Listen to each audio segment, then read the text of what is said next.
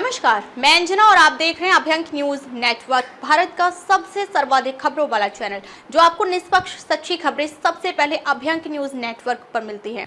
सिंधु जल समझौते पर भारत का नया प्लान, अब एक और बड़ा झटका झेलेगा पाकिस्तान।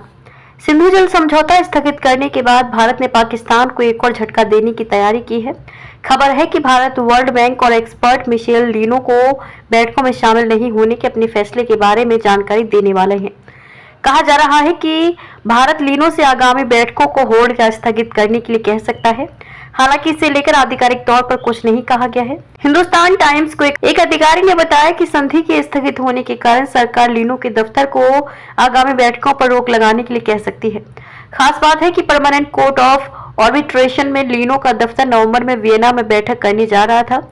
खास बात है कि पीसीए ही पाकिस्तान की तरफ से किशनगंगा और रतले बांध को लेकर उठाए गए विवाद का निपटारा कर रहा है। मामले के एक जानकार ने बताया, चूंकि संधि स्थगित हो चुकी है तो संधि के तहत न्यूट्रल एक्सपर्ट विवाद के समाधान में शामिल नहीं होंगे। भारत ने 22 अप्रैल को जम्मू और कश्मीर के पहलगाम में हुए आतंकवादी हमले के बाद सिंधु जल समझौता स्थगित करने का ऐलान किया था। बांध पाकिस्तान ने पहली बार साल 2006 में झेलम नदी पर बनाए गए भारत के 330 megawatt Kishanganga hydro electric project पर आपत्ति जताई थी।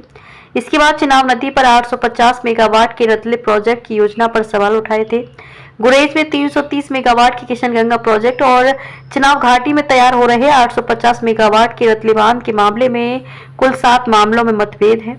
सिंधु जल संधि भारत में पहलगाम आतंकवादी हमले के मद्देनजर अप्रैल में पाकिस्तान को कड़ा संदेश देते हुए उसके साथ राजनयिक संबंधों में व्यापक कटौती, 1960 की सिंधु जल संधि स्थगित करने और अटारी चौकी को बंद किए जाने समेत कई फैसले किए थे।